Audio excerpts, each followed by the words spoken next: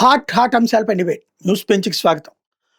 రాష్ట్రంలో ప్రధానంగా ఇప్పుడు చర్చకొస్తున్నటువంటిది సాగునీటి ప్రాజెక్టులు, అదే సందర్భంలో రైతుకి సకాలంలో సదుపాయాలు. ఈ రెండిట్లో జగన్ సర్వనాశనం చేస్తే వ్యవసాయాన్ని దారికి తెచ్చి గాడిన పెట్టి అద్భుతమైనటువంటి విధంగా ముందుకు వెళ్తున్నామన్నటువంటిది ప్రభుత్వం చెప్తున్నది, కూటమి ప్రభుత్వం. ఈ ఇద్దరి వాదనలో వాస్తవం ఎంత? వైఎస్ఆర్ కాంగ్రెస్ పార్టీ తప్పుని ఒప్పుకుంటుందా, తప్పు చేయలేదంటుందా? ఈ అంశానికి సంబంధించి మాట్లాడేందుకు మనతో పాటు ఉన్నారు వైఎస్ఆర్ కాంగ్రెస్ పార్టీ రాష్ట్ర నేత, రైతు నాయకులు నాగిరెడ్డి గారు. నమస్తే అండి. నమస్తే. ప్రధానంగా నాదెళ్ల మనోహర్ గారు చెప్తున్నారు, వైఎస్ఆర్ కాంగ్రెస్ పార్టీ అధికారంలో ఉన్నప్పుడు సకాలంలో రైతులకి డబ్బులు వేయలేదు ధాన్యం సేకరణ విషయంలో. అదే మేమైతే పర్ఫెక్ట్గా ధాన్యం సేకరణకి వేస్తున్నాం, 48 గంటల్లో వేస్తామని చెప్పాం, 24 గంటల్లోనే వేసాం లాస్ట్ ఇయర్. ఇప్పుడైతే 4 గంటల్లోనే వేస్తున్నాం.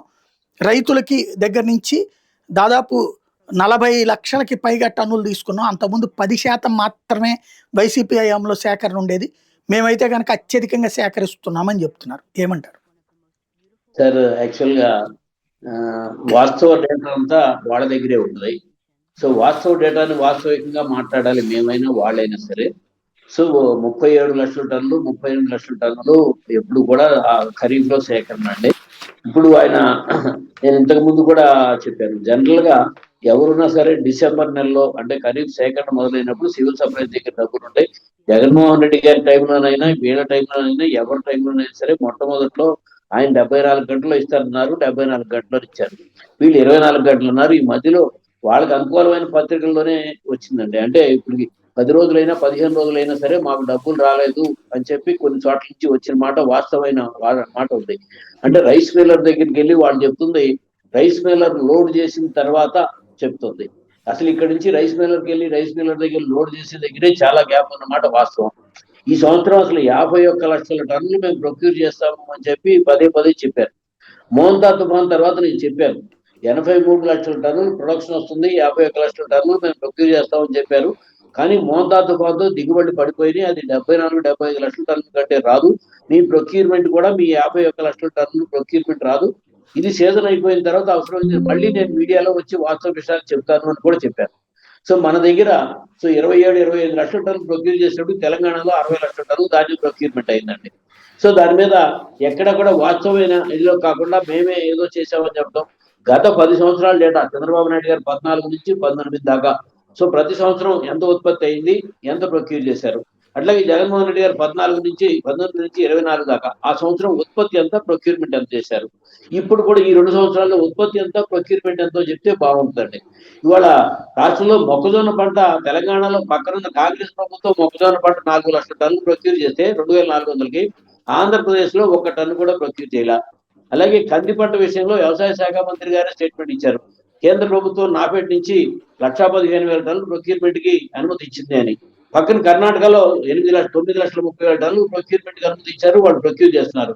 ఇంతవరకు వాళ్ళు రికార్డు సీరియల్ నెంబర్ రికార్డ్ చేసుకోమన్నటువంటి తప్ప ప్రొక్యూర్ చేయలేదు. 8,000 రూపాయలు టన్ను ఉత్పత్తి ఉంటే వాళ్ళు అమ్ముకుంటుందంతా 6,500, 6,700. ఈ సంవత్సరం ఖరీఫ్ లో రాష్ట్రంలో వేరుశనగ పంట చాలా డ్రాస్టిక్ గా సాగు గణనీయంగా 5 లక్షల ఎకరాల పైన పడిపోయింది. సో ఇక్కడ రాయలసీమలో పండే పంట వాళ్ళ పరిస్థితి ఏంటో ఒకసారి ఎక్కడా కూడా వాళ్ళకి ఉపయోగపడే కార్యక్రమం తీసుకోవాలా. సో సగం నంద్యాల జిల్లానే ప్రతి సాగు జరుగుతుంది. 14-15 టన్ను క్వింటాలు అయ్యే ప్రతి 4-5 క్వింటాలు పడిపోయి 6,500, 5 నుంచి 6,000, 6,500కి అమ్ముతున్నారు 2,010 రూపాయలకి. ఇది ప్రభుత్వ అనుకూల పత్రికల్లోనే వచ్చినాయి. ఈ సంవత్సరం రైతుల సంక్షేమం ఎప్పుడు ఎదుర్కోనంతటి సంక్షోభం, 40 సంవత్సరాల్లో ఎదుర్కోనంతటి సంక్షోభం ఎదుర్కొంటే అది తుఫాను మూలంగా కావచ్చు, అకాల వర్షాలు కావచ్చు, వర్షాభావంతో కావచ్చు, అట్లాగే ప్రభుత్వం ప్రకటించిన మద్దతు ధరలకు కూడా కొనుగోలు చేయకపోవడం మూలంగా కావచ్చు. సో వాస్తవంగా రాష్ట్రంలో ఏ పంట ఎంత పడింది, ఎంత ప్రొక్యూర్ చేశామో అనేది చెప్తే బాగుంటుందండి. అంతేగాని ఏమీ లేకుండా ప్రతిదీ కూడా కంపారిటివ్గా వాళ్ళ దగ్గర నుంచి డేటాని చెప్పమని మేము కోరుతున్నాం.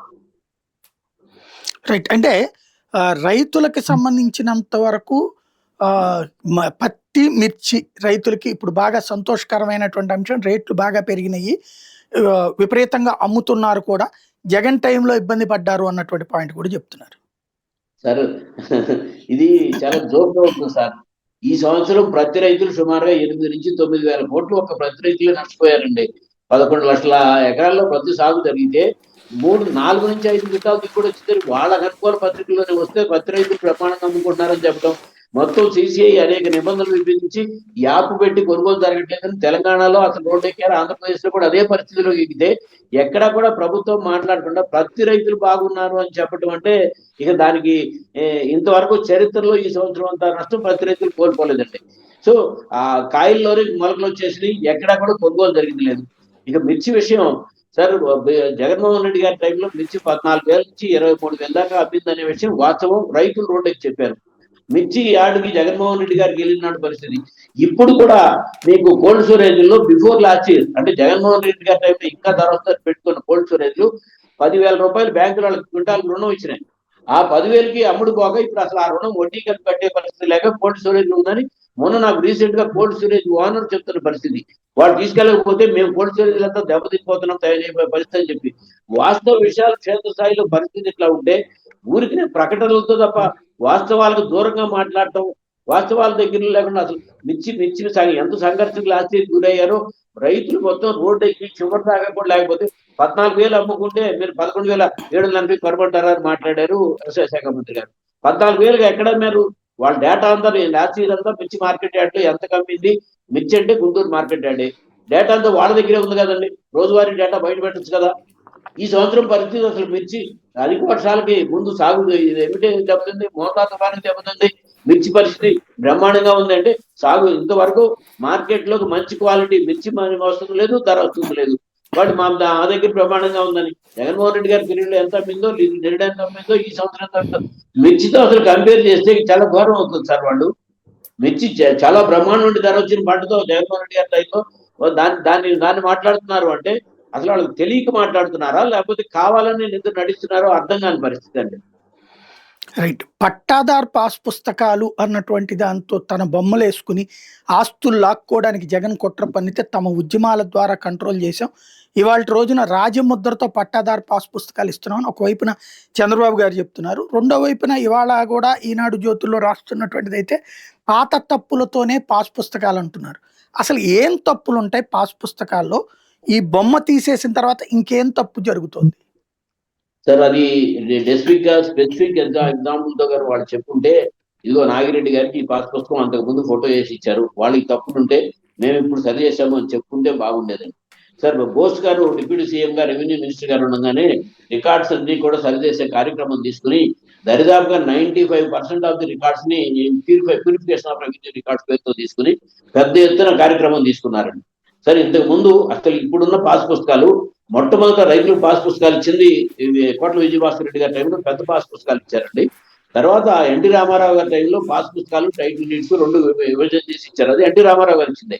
ఆ పాస్ పుస్తకాలు టైటిల్ డీడ్స్ ని వాళ్ళు వెబ్లాండ్ పేరుతో చంద్రబాబు నాయుడు గారి టైంలోనే ఆ పాస్ పుస్తకాలన్నీ రద్దు చేసేసి డిజిటల్ పాస్ పుస్తకాలను పెట్టారు. డిజిటల్ పాస్ పుస్తకానికి వాల్యూ లేదండి, ఓన్లీ మన దగ్గర ఒక ఫోటోస్టాట్ కాపీ లాంటిది. అప్పుడు మేము వెబ్లాండ్ పేరుతో చేసిన దాంట్లో కే కృష్ణమూర్తి గారి దగ్గరికి వెళ్ళి రైతు సంఘాలు అంతా కూడా వెళ్ళి ఆధారాల్లో జరిగిన తప్పులన్నీ కూడా నాగేంద్రనాథ్ గారు, నేను, వడ్డేశ్వరరావు గారి అకౌంట్ లో జరిగిన తప్పులు మా అన్ని కూడా చూపించామండి. అది ఈ వెబ్లాండ్ పేరుతో జరుగుతున్న తప్పులన్నీ ఇంత పెద్ద ఎత్తున మీరు అన్నెసరిగా బిఏ రోమన్ ఇన్ రోమ్ అంటే భారతదేశంలో కంప్యూటర్ సిస్టమ్ అంత దాకా వెళ్ళక ముందే రైతులు మీరు తీసుకొచ్చి చాలా కావాలని చేశారని మేము ఆ రోజు కూడా అనలేదు. ఇదిగో ఇన్ని తప్పులు జరుగుతున్నాయి చూడండి, ఇదిగో ఇది సరి అయిపోతే మొత్తం డేటా అంతా వెళ్ళిపోతుంది, ఇదిగో నా భూమి వేరే వాళ్ళకి వెళ్ళిందని ఆధారం చూపించారు. అట్లాగే వేరే వాళ్ళ భూమి నా పేరుతో వచ్చింది, ఇప్పుడు ఇది నేను అమ్మేయచ్చు అంటే పాస్పోర్ట్ మన రికార్డ్ లో ఉంటే మనం పాస్ పుస్తకం ఉన్న లేకపోయినా అమ్మేయచ్చని పెట్టారు. ఇది అన్యాయం అని చెప్పి తర్వాత జగన్మోహన్ రెడ్డి గారు వచ్చిన తర్వాత బోస్ గారు ప్యూరిఫికేషన్ ఆఫ్ రెవెన్యూ రికార్డ్స్ పెట్టి దాన్ని తీసుకున్న తర్వాత ఇచ్చిన పాస్ పుస్తకాల్లో ఎక్కడా కూడా ఇదిగో ఈ పాస్ పుస్తకాల్లో ఇన్ని తప్పులు వచ్చినాయని ఎగ్జాంపుల్ తో ఎక్కడా చూపించలేదండి. ఫోటో వేశారు అని చెప్పి వాడు మొదటి నుంచి విమర్శ చేశారు. సరే, అది అది ఒక ఫోటోతోనే ఎందుకు వచ్చిందా అనే దానికి రాజముద్ర కూడా వాళ్ళు తీసి ఇప్పుడు దాని దగ్గర ఫోటో తీసి గవర్నమెంట్ అప్రూవల్తో అదే పాస్ పుస్తకం ఇస్తున్నారు. ఎక్కడైనా సరే ఇదిగో ఈ నాగిరెడ్డి గారికి ఇదిగో ఈ తప్పు జరిగింది, మేము సరి చేసి ఇచ్చామని ఏమైనా ఎగ్జాంపుల్స్ ఏమైనా వచ్చినాయండి ఎక్కడన్నాను? ఎక్కడా రాలేదు. రాకపోగా ఇప్పటికీ ఇంకా ప్రాబ్లమ్స్ ఉన్నాయి రెవెన్యూ రికార్డ్స్ లో. అది 5%, 3%, 4% అనేది ఇవాళ ఎంత సరి చేసినా భూమి అమ్ముకుంటాడు. అమ్ముకున్నప్పుడు కొత్తగా ఎంట్రీ చేసి మళ్ళీ కొత్త పాస్ పుస్తకం ఇచ్చే దగ్గర సమస్యలు వస్తున్నాయి. డిజిటల్ పాస్బుక్ అనేది కాదు, నా ఇంట్లో ఉండే పాస్ పుస్తకమే నాకు అథారిటేటివ్ గా ఉండాలి, ఎంఆర్ఓ ఆఫీస్ లో ఉన్న దాంట్లో వాళ్ళు ఎప్పుడైనా మార్చేయచ్చు. దాన్ని అథారిటేటివ్ కాదని మా గవర్నమెంట్ లో మేము అదే చెప్పాము. అంతకుముందు చంద్రబాబు నాయుడు గారి గవర్నమెంట్ లో అదే చెప్పాము, ఇప్పుడు అదే చెప్తున్నాం రైతు సంఘాలుగా. అంతేగాని నాకు ఒక ఊరినే ఫోటోస్టాట్ లాంటి కాపీ ఇచ్చి ఎంఆర్ఓ ఆఫీస్ లో ఉన్నదే ఫైనల్ అంటే తెలంగాణలో జరిగిందంతా కూడా వాటిల్లోనే కదండి జరిగిందంతాను. మన దగ్గర ఇదివరకు పాస్ పుస్తకాలు బాగున్న వాటిని చెడు చేయొద్దు, లేని వాళ్ళందరికీ పాస్ పుస్తకాలు ఇవ్వండి, టైటిల్ డీడ్ ఇవ్వమని చెప్తున్నాం. ఇప్పుడు కూడా వాళ్ళు ఆ తప్పును చూపించి ఎగ్జాంపుల్ ఇదిగో ఇది జరిగింది తప్పు, ఇదిగో మేము సరి చేసామని ఎక్కడా కూడా చెప్పలేదండి. అది కాదు అనుకూలమైన పత్రికల్లోనే వస్తుంది. ఇప్పుడు మార్పు అనేది ఫోటో పెట్టిన దాన్ని విమర్శించారు, ఆ ఫోటోని తీసేసి గవర్నమెంట్ తీస్తూ లేబుల్తో ఇస్తున్నారు. అంటే అసలు ఏం తప్పులు జరుగుతాయి పాస్బుక్ లో? సార్ జనరల్ గా అది పాస్బుక్ లో మొట్టమొదటిలో ఎన్టీ రామారావు గారు ఇచ్చినప్పుడు ఈ పాస్ పుస్తకాలు ఇష్యూ చేసినప్పుడు ఎక్కడన్నా ఏదన్నా సర్వే నెంబర్ అంటే 10/A లేకపోతే 10/B అట్లా D ఉంటాయండి. ఆ ఏ బదులు బి కానీ బి బదులు సి కానీ ఏదన్నా పడితే వెంటనే రైతు తీసుకెళ్లి మన పాస్బుక్ ఇవ్వగానే తీసుకెళ్లి మళ్ళీ దాన్ని రెక్టిఫై చేసుకుంటాడండి. అట్లాగే సర్వే ఎక్స్టెంట్ నాకు 4 ఎకరాల 25 సెంట్లు, సో అక్కడ 4 ఎకరాల 22 సెంట్లు పడచ్చు, లేకపోతే 26 సెంట్లు పడచ్చు. అట్లాగే పాస్ పుస్తకాలు మళ్ళీ డిజిటల్ పాస్ పుస్తకాలు ఇచ్చినప్పుడు నా పేరు Marireddy Veerashankara Nagireddy son of Ramamohan Reddy, Marireddy Veerashankar Nagireddy correct గాని బట్టి రామమోహన్ రెడ్డి దగ్గర రామస్వామి రెడ్డి అని, లేకపోతే ఇట్లాంటి ఈ తప్పులు అది కూడా డిజిటల్ పాస్ బుక్ తీసుకున్నప్పుడే జరిగినాయండి. వాటిని ఇమీడియట్ గా రెక్టిఫై చేయడానికని చెప్పి పెడితే ఆల్రెడీ రెక్టిఫికేషన్ ఏమంటే ఇక్కడ ఎంఆర్ఓ దగ్గర కాదు మళ్ళీ జేసీ దగ్గరికి వెళ్ళాలని చెప్పారు. అవన్నీ సింప్లిఫై చేయమన్నాం ఒక సిస్టమ్ నుంచి. అసలు ఆల్రెడీ బాగున్న సిస్టమ్ లో ఎన్టీ రామారావు గారు పెట్టిన పాస్ పుస్తకాలు టైటిల్ డీడ్స్ ని తర్వాత వచ్చిన కాంగ్రెస్ పార్టీ ప్రభుత్వం మార్చలేదు, తర్వాత వచ్చిన 95 నుంచి 2004 దాకా ఉన్న చంద్రబాబు నాయుడు గారి ప్రభుత్వం మార్చలేదు, రాజశేఖర రెడ్డి గారు 2004 నుంచి 2009 దాకా కూడా మార్చలేదు. సో తర్వాత మరలా 2014లో వచ్చిన చంద్రబాబు నాయుడు గారి ప్రభుత్వంలోనే వాటిని మార్చేసి డిజిటల్ పాస్ పుస్తకాలను తీసుకొచ్చింది. కంప్లైంట్ లేని విధానాన్ని మార్చింది. అప్పుడే పెద్ద ఎత్తున కంప్లైంట్ వీటన్నిటికీ కారణం అది వెబ్లాండ్ అని తీసుకురావాల్సి వచ్చిన దాని మూలంగానే. అసలు ఆటోమేటిక్ గా నేను భూమి అమ్మాను అని తెలిస్తే రెవెన్యూ అసిస్టెంట్ అదేంటంటే పాస్వర్డ్ ఎంఆర్ఓ చేతిలోనే ఉంటుందని మాట్లాడతారు. ఒక ఎంఆర్ఓనే చేయగలండి. మేము అప్పుడే చెప్పాం ఎంఆర్ఓ సస్పెండ్ అయిపోతారు, ఆడు భూమి అమ్మాడు అని రైతు తెలిసినప్పుడు అక్కడ డేటా ఎంట్రీలో డెలీట్ కొట్టేసేసి ఇక్కడ రావట్లేదు రిజిస్టర్ ఆఫీస్కి వెళ్తే చూపించినప్పుడు అది రిజిస్ట్రేషన్ కాదు, ఇది తప్పు, నా దగ్గర ఉన్న పాస్ పుస్తకమే ఫైనల్ గా ఉండేటట్టుగా ఉండాలి అని చెప్పి మేము అప్పుడు ఇప్పుడు ఎప్పుడు కూడా అదే డిమాండ్ చేసాం రైతు సంఘాలుగా. దాన్ని ఫాలో అవ్వమని చెప్పి చెప్తున్నాం. ఆ తప్పును తప్ప రైతుకి ఎక్కడైనా సరే అనేక 10 సంవత్సరాల పాటు నేను ఎంఆర్ఓ ఆఫీస్ చుట్టూ తిరిగాను, నాకు పాస్ పుస్తకం ఇవ్వలేదు, లేకపోతే యాన్సిస్ట్రల్ ప్రాపర్టీగా వచ్చినప్పుడు వాళ్ళు అన్నదమ్ములుగా పంచుకున్న వాటిలో సరిగ్గా ఇవ్వకపోవడం. అట్లాగే అది సబ్ డివిజన్ చేసేటప్పుడు ఏబిసిడి సబ్ డివిజన్ చేసేటప్పుడు పేర్లు బట్టి ముందు వెనక తీసుకోవడం జరుగుతుంది సిస్టమ్ లో. అది కరెక్ట్ కాదు. వాళ్ళు ఫీల్డ్ లో ఎట్లా పంచుకున్నారో అట్లా దాని మీద వచ్చేటట్టుగా ఉండాలి. ఇవన్నీ రెక్టిఫై చేసింది అంటే కంప్యూటరైజ్డ్ యుగంలో మనం పూర్తిగా రైతు కంప్యూటరైజ్డ్ వెళ్ళని రైతుని తీసుకొచ్చి దానిలోకి తీసుకొచ్చి మనం ఏదో చేయాలని చెప్పి ఆశించి లేనిపోయిన ప్రాబ్లమ్స్ క్రియేట్ చేసుకుంటూ వచ్చాం. ఇది వెబ్ ల్యాండ్ సిస్టమ్ తీసుకున్నప్పుడే వచ్చిన పరిస్థితి. దాన్ని రెక్టిఫికేషన్ లో పాస్ పుస్తకాలు రద్దు చేయాల్సిన అవసరం అసలు లేదు. ఇప్పటికీ కూడా చెప్తున్నాం, నాకు ఇచ్చిన పాస్ పుస్తకం ఏదైతే ఇస్తారో అదే ఫైనల్ కాపీగా ఉండాలి. నా దగ్గర పాస్ పుస్తకం ఉన్న ఎంఆర్ఓ ఆఫీస్ లో వాడు మార్చేసి ఇస్తే నేను అమ్మకానికి సరిపోకపోతే నేను ఎట్లా చేయగలంటే వాళ్ళ చేతిలో పెడితే నా జీవితాన్ని తీసుకెళ్లి ఒక ఉద్యోగస్తుల చేతిలో పెట్టద్దు. మీరు ఏం పెట్టినా మీరు ఓకే ఫోటో తీసేసారు జగన్మోహన్ రెడ్డి గారిని ఇదైనా సరే ఇప్పుడైనా సరే ఆ పాస్ పుస్తకం ఆ టైటిల్ డీడే ఫైనల్ గా ఉండాలి నా దగ్గర ఉన్న పాస్ బుక్. అది కాకుండా మళ్ళీ ఎంఆర్ఓ ఆఫీస్ లో వెబ్లాండ్ వాళ్ళ డిజిటల్ రికార్డ్ లో ఉంటేనే చేస్తా ఉంటే అతను ముందు మా పాస్ పుస్తకం ఇచ్చిన తర్వాత వాళ్ళ డిజిటల్ రికార్డ్ లో మారుతుంది. దానికి నేను కాదు కదా తప్పు, రైతు కాదు కదా తప్పు. అవి జరగకుండా చూడమని చెప్పి కోరుతున్నాం. మీరు సిన్సియర్ గా చేయండి, మంచి విధానాన్ని రద్దు చేసుకొని లేనిపోయిన ఇది తీసుకొచ్చాం. సో దాన్ని సరిచేసే విధానంలోనే జరిగింది. దాని మీద పెద్ద ఎత్తున మీ భూములు మీ కింద ఉండవు, మీ భూములన్నీ ఆయన ఫోటో ఉంది కాబట్టి ఆయనే హ్యాండ్ ఓవర్ చేసేసుకుంటాడు. ఫోటో ఉండగా నా ఊరు వచ్చి నా భూమిని వాళ్ళు ఎవరు చంద్రబాబు నాయుడు గారు హ్యాండ్ ఓవర్ చేసుకుంటారండి? నేను వాళ్ళకే చెప్తున్నాను చేసుకోండి. అట్లాగే జగన్మోహన్ రెడ్డి గారు హ్యాండ్ ఓవర్ చేసుకుంటారా? ఇది సాధ్యపడే అంశం కాదు. వాళ్ళ రికార్డుల్లో తారుమారు పొరపాటు పడితే వాళ్ళ అమ్మకానికి ఇబ్బందులు వస్తున్నాయి, వాళ్ళ కొనుగోవాలంటే ఇబ్బందులు వస్తున్నాయి, అన్నదమ్ములు పంచుకుంటే ఇబ్బందులు వస్తున్నాయి. కాబట్టి వాటిని అవి ఇబ్బందులు లేకుండా చేయాలనే ప్రక్రియలో మేము వెబ్లాండ్ కూడా మీరు దీంట్లో సరి చేయమని చెప్పాము. అప్పుడు సార్ 2 hours కేఈ కృష్ణమూర్తి గారి దగ్గర మేము రైతు సంఘాలుగా కూర్చుని అప్పుడు చెప్పాం. తర్వాత జగన్మోహన్ రెడ్డి గారి దగ్గర కూడా నిరంతరం ప్రస్తుతం గ్రౌండ్ లెవెల్లో మన ప్రాబ్లమ్స్ అన్ని చెప్తూనే వచ్చాం ఆయన దగ్గర కూడా. ఇప్పుడు కూడా మేము కేవలం విమర్శించాలనే దృష్టితో కాదు, రైతు సంఘాలుగా ఇవాళ ఫైనల్ ఎప్పుడు కూడా మా ఆలోచన విధానం ఇప్పుడు మేము నాగేంద్రనాథ్ గారు, శోభనాథ్ గారు నేను కలిసి చేసినప్పుడు అదే ఉంది. ఇవాళ నేను వైఎస్ఆర్సీపీ రైతు విభాగం అధ్యక్షుడు అయినప్పుడు అదే డిమాండ్ ఉంది. ఇవాళ కూడా మేము అదే చేస్తున్నాం. నేను పార్టీ మారాలి, ప్రభుత్వం మారిందని ప్రభుత్వానికి ఒక డిమాండ్, ప్రభుత్వానికి ఒక రకంగా చేయలేదు. ఇప్పుడు కూడా రైతు తన యాజమాన్య హక్కు, తన దగ్గర ఉన్న హక్కు, భూమి హక్కు పత్రం తన దగ్గర ఉన్నదే ఫైనల్ గా ఉండాలి. అది తన దగ్గర ఉండగానే మళ్ళీ రెవెన్యూ ఆఫీసులో ఎంఆర్ఓ మార్చేస్తే రిజిస్టర్ చేసేటప్పటికి అతని జీవితం ఏమవుతుంది? అటువంటి విధానాలు వద్దు అని చెప్పి మా ప్రభుత్వం ఉన్న అదే దాని గురించే తీసుకుందండి. ప్యూరిఫికేషన్ ఆఫ్ రెవెన్యూ రికార్డ్స్ లో మిగిలిన ఈ శాతం అన్ని కూడా అక్కడ కన్నా అది 100% పూర్తయి ఉంటే ఇదంతా వచ్చేది కాదండి. ఇప్పుడైనా సరే ఆ ప్యూరిఫికేషన్ తీసుకున్న తర్వాత ఇంకెక్కడైనా ఉంటే పొరపాటు ఉంటే సరిదిద్దండి, మేము స్వాగతిస్తాం. సో రైతులు ఇదిగో ఈ పొరపాట్లు ఉన్నాయి, ఇది మేము సరిదిద్దామని చెప్పి చూపించి ఎగ్జాంపుల్ చెప్పండి, డెఫినెట్ గా మేము స్వాగతిస్తాం. అంతే తప్ప లేని కేవలం రాజకీయ విమర్శలు కాదు. ఇక్కడ రైతుల సమస్యల్లో రాజకీయ విమర్శలు మేమైనా వాళ్ళైనా సరే రాజకీయ విమర్శలు కాకుండా వాస్తవ దృక్పథంతో నడవాలని చెప్పి మేము ప్రభుత్వానికి విజ్ఞప్తి చేస్తున్నాను. రైట్. మరొక ప్రధాన అంశం, మీకు కరెక్ట్ గా ఫిగర్స్ ఐడియా ఉంటుంది కాబట్టి, ఈ మధ్య కాలంలో వచ్చిన ఒక వార్త, తెలంగాణలోనేమో ధాన్యం దేశంలోనే నెంబర్ 1 అయ్యింది, 240% ఏమో పెరిగింది అక్కడ. ఆంధ్రప్రదేశ్లోనేమో డౌన్ అయ్యింది అన్నటువంటి వార్త ఎంతవరకు వాస్తవం? సార్ ఇది 2024-25లో ధాన్యం ఉత్పత్తి government of India, ministry of agriculture, ministry of farmers welfare website వస్తుందండి.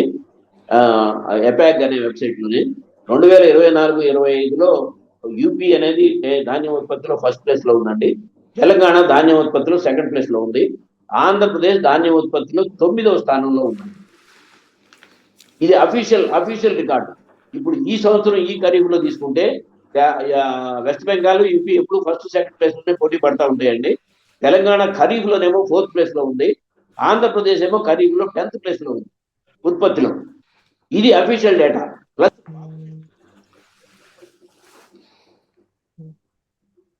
తీసుకుంటే ఉత్తరప్రదేశ్ పాపులేషన్ లో 30% పాపులేషన్ మాత్రమే రైస్ తింటారు. వాళ్ళ దగ్గర ఉత్పత్తి వర్సెస్ తీసుకుంటే 1 కోటి జనాభాకి దగ్గరగా వాళ్ళ దగ్గర 24-25 లక్షల టన్నుల ధాన్యం ఉత్పత్తి అవుతుంది. అదే ఆంధ్రప్రదేశ్, తెలంగాణలో 2011లో డేటా ఉంది మన దగ్గర, 93% ఆఫ్ ది పీపుల్ రైస్ తింటారు. ఇక్కడేమో తెలంగాణలోనేమో 1 కోటి జనాభాకి ప్రస్తుతం 40 లక్షల టన్నుల ధాన్యం ఉత్పత్తి జరుగుతుంది. ఆంధ్రప్రదేశ్ లో తీసుకుంటే 93% కాడికి, మనకు జనాభాకి తీసుకుంటే 1 కోటి జనాభాకి 16 లక్షల టన్నులు రైస్ అండి. నేను చెప్పేది గవర్నమెంట్ ఆఫ్ ఇండియా రైస్ లోనే చెప్తుంది, ప్యాడీలో చెప్పదు. రైస్ ఉత్పత్తిలో ఉంది. మనం రాష్ట్రం విభజన జరిగే టయానికి సుమారుగా 5వ ప్లేస్ లో ఉండేవాళ్ళం ధాన్యం ఉత్పత్తిలో. ఇవాళ మనం 9వ స్థానానికి 10వ స్థానానికి వెళ్ళాం. 5వ స్థానం నుంచి తెలంగాణనేమో 2వ స్థానానికి వెళ్ళి వాళ్ళు ఫస్ట్ ప్లేస్ లాస్ట్ టైం చెప్పారు వాళ్ళ ముఖ్యమంత్రి గారు కూడా.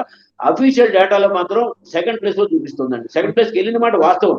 అంత ఉత్పత్తి ఉన్న రాష్ట్రంలోనేమో మీరు సన్న బియ్యం పండించండి, క్వింటాల్కి 500 బోనస్ ఇస్తామని చెప్పేమో అక్కడ చెప్తున్నారు.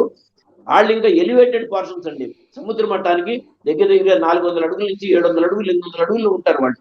కానీ మన ధాన్యం పండిండే డెల్టా ప్రాంతంలో ధాన్యం తప్పితే ఆక్వాకల్చరు, ఇంతకుముందు చెరుకు పండేది తప్ప ప్రత్యామ్నాయ పంటలకు ఛాన్స్ లేదు మనకి. లేని దగ్గర ఏమో ధాన్యం వద్దని మాట్లాడుతున్నాం. మన దగ్గర లేదు. భారతదేశంలో కూడా అగ్రి ఉత్పత్తుల్లో హైయెస్ట్ ఎక్స్పోర్ట్ వెళ్తుంది రైస్ ఏనండి. 20 నుంచి 22 మిలియన్ మెట్రిక్ టన్నులు రైస్ ఎక్స్పోర్ట్ వెళ్తుంది. రైస్ తర్వాత ఎక్స్పోర్ట్ వెళ్ళేది ఆక్వా ప్రొడక్ట్స్, తర్వాత స్పైసెస్ వెళ్తున్నాయి. కానీ కాటన్, మైజ్, పల్సెస్ అన్ని ఇంపోర్టేషన్ లోకి, ఎక్స్పోర్ట్ పర్సంటేజ్ తగ్గి ఇంపోర్టేషన్ పర్సంటేజ్ పెరుగుతుందండి. అంటే ట్రేడ్ గ్యాప్ తగ్గుతుంది. ఇది చాలా ప్రమాదకరమైన అంశం అని చెప్పి మేము లేవనెత్తూనే ఉన్నాం.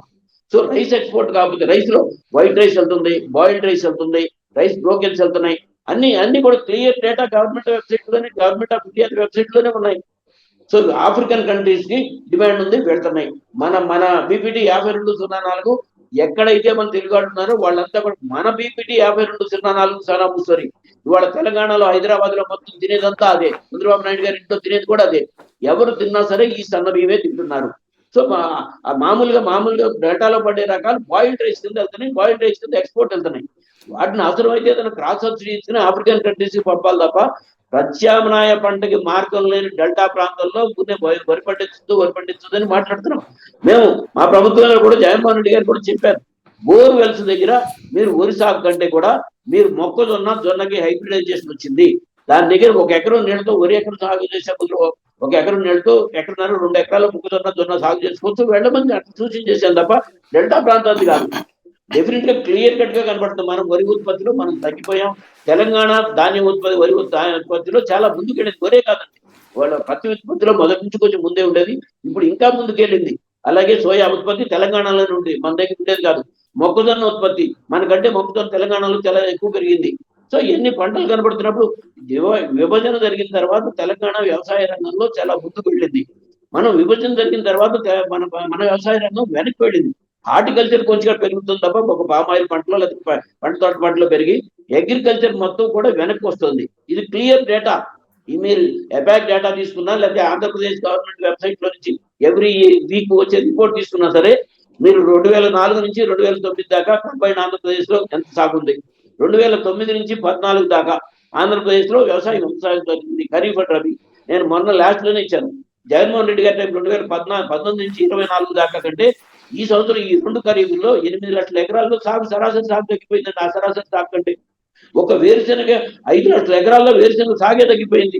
ఈ సంవత్సరం కూడా 31 లక్షల హెక్టార్లో ఖరీఫ్లో సాగు జరగాల్సి ఉంటే 3 లక్షల హెక్టార్లో సాగు తగ్గిన రిపోర్టు వాళ్ళ డేటాలోనే చెప్తుంది. వీక్లీ గవర్నమెంట్ ఆఫ్ ఆంధ్రప్రదేశ్ డేటాని. ఇది వాస్తవం ఎట్లా ఉంటే వాస్తవానికి దూరంగా మనం మాట్లాడుకుంటే అది ఎంతవరకు కూడా కరెక్ట్ గా ఉండదండి. నాకు అర్థం కానిది ఏంటంటే, రాష్ట్ర విభజన తర్వాత మార్పులేమి లేవు కదా, కానీ ఆంధ్రాలో ఎందుకు పడిపోయింది, తెలంగాణలో ఎందుకు పెరిగింది? సార్ తెలంగాణలో రాష్ట్ర విభజన తర్వాత వాళ్ళకి అగ్రికల్చర్ మీద ప్రయారిటీ చాలా బాగా చేశారండి. అది వాళ్ళ నేను నాకే రాజుకి సంబంధం లేదు. వాళ్ళు ఎకరానికి 5,000 రూపాయలు రైతు బంధువు పథకం కింద ఖరీఫ్ అండ్ రబీలో 2 ఇచ్చారు. అట్లాగే ఫ్రీ పవర్ 24 గంటలు ఫ్రీ పవర్ చేశారు. దాని మూలంగా వాళ్ళ సాగు బీడు భూములని డేటా తీస్తే కూడా వాళ్ళ బీడు భూములన్నీ కూడా సాగు భూముల్లోకి వచ్చినాయి. 2 లిఫ్ట్ ఇరిగేషన్ స్కీమ్స్ తెలంగాణలో నంబర్ ఆఫ్ ఇరిగేషన్ సిస్టమ్ మీద రాజశేఖర రెడ్డి గారు తీసుకున్న జలయజ్ఞం, రాజశేఖర రెడ్డి గారు తీసుకున్న ప్రతి ఆశయాన్ని తెలంగాణ కంటిన్యూ చేసింది. రాజశేఖర రెడ్డి గారు చనిపోయిన తర్వాత ఆంధ్రప్రదేశ్ అన్నింటినీ వదిలేసిందండి. సో అక్కడ వాళ్ళ అన్ని లిఫ్ట్ ఇరిగేషన్ స్కీమ్స్ అని ఏదో తెలంగాణలో మరి ప్యాడీ పెరిగిందంటే కారణం వాటర్ ఉంటేనే కదా పెరిగింది. సో వాటర్ పెరగటం, 24 గంటలు అగ్రికల్చర్ ఫ్రీ పవర్ ఇవ్వటం, వీటన్నిటి మూలంగా సాగు ఏరియా గణనీయంగా పెరిగింది. హార్టికల్చర్ ఛాన్సెస్ వాళ్ళకి లేవు పెద్దగా. మనం రాయలసీమ హార్టికల్చర్ హబ్, రాయలసీమలో కూడా హార్టికల్చర్ పెరగడానికి ప్రధానమైన కారణం రాజశేఖర రెడ్డి గారు తీసుకొచ్చిన ఫ్రీ పవర్ ఏనండి. ఫస్ట్ 2 ఆయన తీసుకున్న జలయజ్ఞంలో తీసుకున్న రాయలసీమలో ఇరిగేషన్ ప్రాజెక్ట్ అన్ని రిజర్వాయర్లన్నీ తీసుకెళ్లడం మూలంగా గ్రౌండ్ వాటర్ లెవెల్ పెరగడంతో గ్రౌండ్ వాటర్ లెవెల్ పెరిగి మెట్ట ప్రాంతాలు అవడం మూలంగా హార్టికల్చర్ పంటలు తెలంగాణలో రాయలసీమలో పెరిగినాయి. సో రాయలసీమ హార్టికల్చర్ హబ్ గా ఉన్నమాట వాస్తవం. అదివరకు నుంచి కూడా కూరగాయలు కానీ పూలు కానీ హార్టికల్చరే రాయలసీమ ప్రధానం. ఇప్పుడు అవే కాకుండా వాళ్ళ పండ్ల తోటలో చిని కానీ జీనైన్ వచ్చిన తర్వాత అరటి విషయంలో కానీ అనేక పండ్ల విషయంలో కూడా హార్టికల్చర్ లో మన రాయలసీమ ఉంది. దానికి కారణం కూడా ఈ 2 కారణాలే, ఫ్రీ పవర్, 2 రాజశేఖర రెడ్డి గారు తీసుకున్న జలయజ్ఞంలో ఇరిగేషన్.